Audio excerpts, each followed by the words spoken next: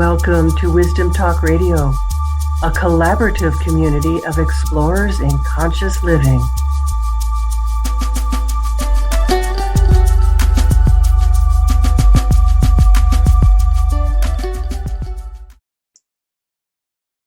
Welcome to this week's special episode of Wisdom Talk Radio. This is where we always talk about the kinds of things that expand your life, that expand you from where you thought you were caught into the potential that lives within you. We always have that choice. And Wisdom Talk Radio is really here. I'm here to invite you into a different way of seeing your life, being in your life, and creating in new ways. So today I'm going to talk about self-doubt, something that has, I would say, plagued me for so much of my life. And self-doubt can feel debilitating, tripping you up in the act of creating what you want in your life. And so if you are someone that has experienced or is experiencing doubt about who you are and what you're doing and what you really can do, this episode is for you. Because what if you related to self-doubt differently? What if, in fact, it was not a plague, but it was a gift? Imagine any moment of self-doubt that you experience, of doubting yourself, as a gift, and see what changes in your life. Because today I'm going to share with you the gift of doubt, the chapter in Unconditional Remembrance, Your Connection to Source.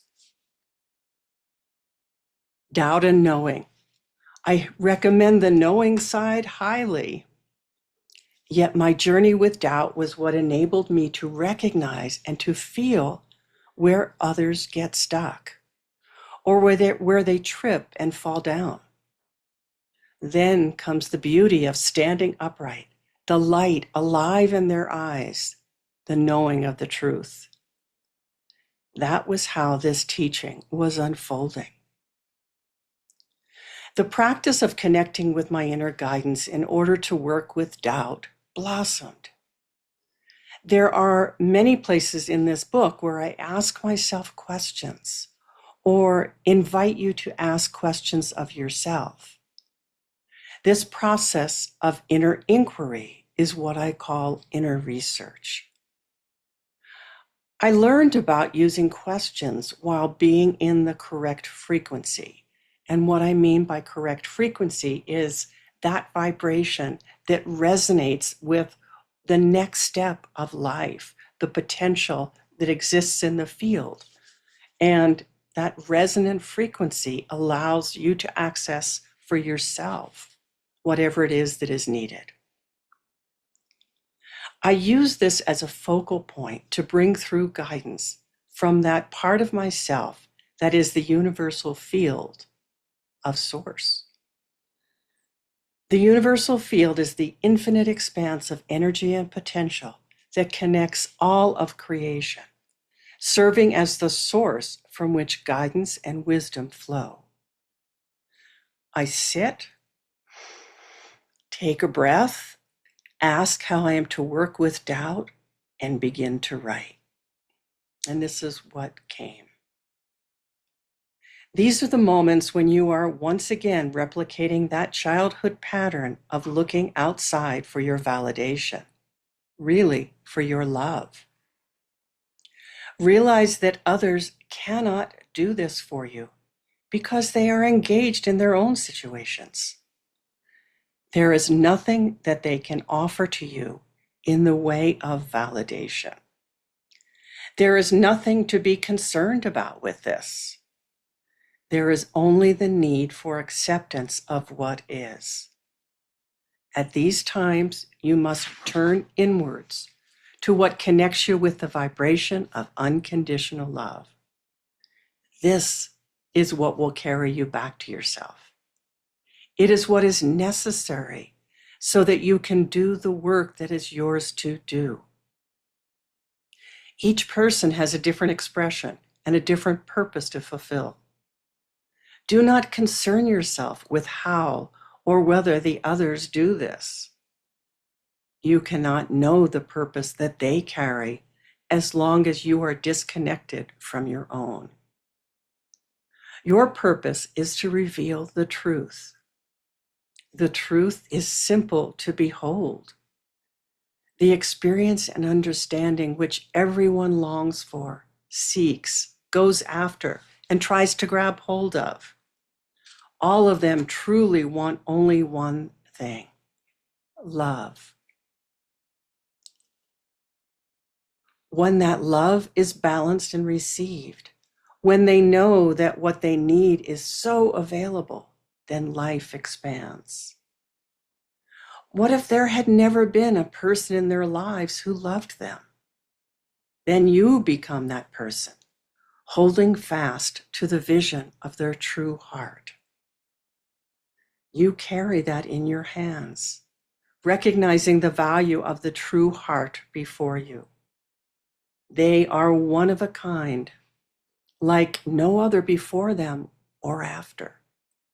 The special nature of the way that God enlivens this one. And the questioning and the information continue to flow. You speak of the breath of God. God breathes life into each being. So it is that the breath is everlasting. It is continually replenished. Each breath that we take, every day and throughout our physical time on earth, is a reconnection with that original breath. The longing, the forgetting, the mistrust, and the doubt, these are all a manufactured unreality that vanishes in a moment. Do not be afraid of what is to come, for this is indeed what you are here to write of, the story that each person longs to be true, yet hesitates to believe. This is the power and the glory. It is the truth that is to be shouted from the rooftops and also needs to be heard, whispered to those who would hear. You are to find those who are ready to hear and to initiate them.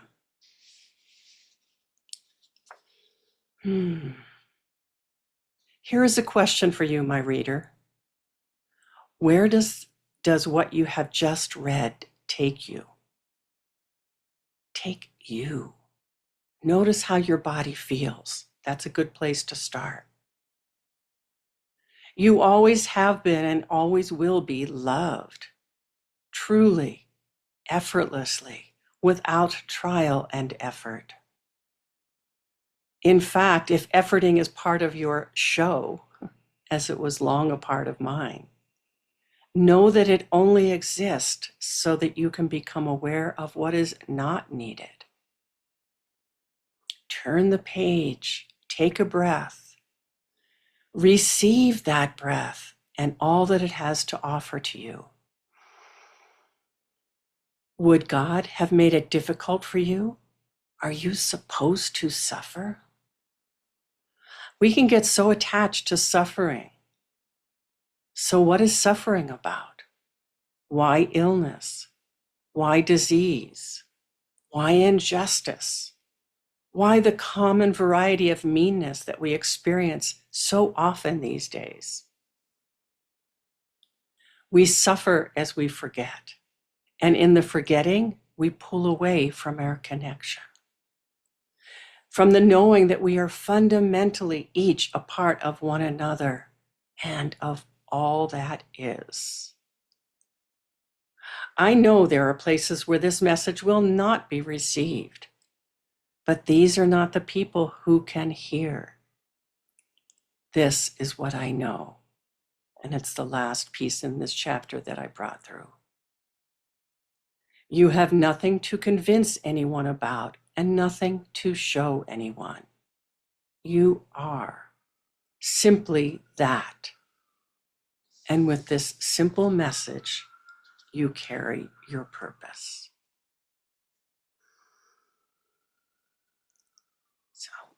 join me in taking a breath in and receiving it, letting it flow through you, letting it move back out as it will.